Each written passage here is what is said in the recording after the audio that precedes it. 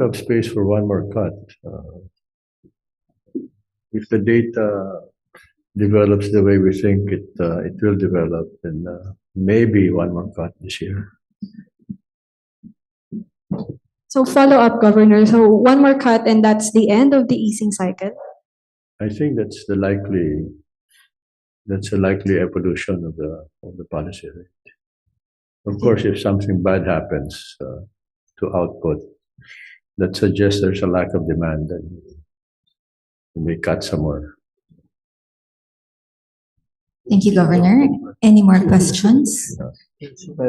We have two last questions online. So the next question is, any thoughts on use of the BSP securities as a primary tool for liquidity management rather than the RRP and the TDF?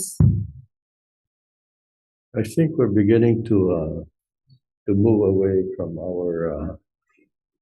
our short-term issuance of BSP securities. We still have enough government securities in our books, and there's enough of it so that we can reduce liquidity just by selling some of the government securities that we hold. That's fine. Yes, please. Like many central banks, we tend to concentrate our liquidity absorption in the so-called term instruments, so longer than overnight. So I think we use the overnight RRP as a way to signal and enforce the target rate for the policy rate. But the bulk of our liquidity absorption, like most central banks, tends to happen with the term instruments. But right now we're trying to figure out where the market demand is, and it seems from the recent auctions, it seems like there's less preference for the bills and maybe more inclination towards the shorter instruments, and that could be maybe a short-term phenomenon, or it could be a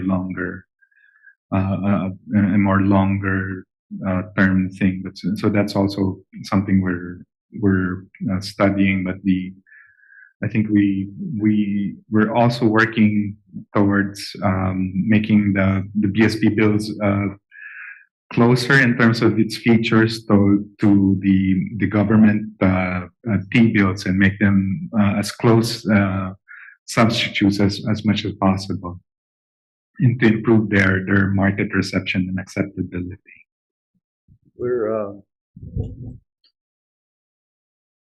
I think you should look at our liquidity operations as similar to monetary policy, but we want to change that.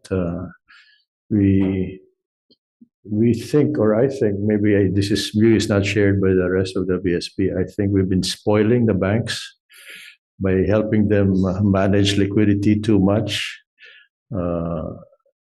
whereas in other places, in Thailand, in the US, there's a money market that allows banks and other entities to manage short-term liquidity. We don't have a money market. Somehow our money market disappeared, and part of the reason may be us. Maybe we're the money market for them, maybe. But that's something we're looking very closely at. But also looking at reducing the incentives for the market to put their money with the BSP, and also and instead increase the incentives to trade with each other. And maybe one way is, as you described, is maybe look at the bond portfolio and maybe try to reduce by selling some of it. Yeah, we have managed to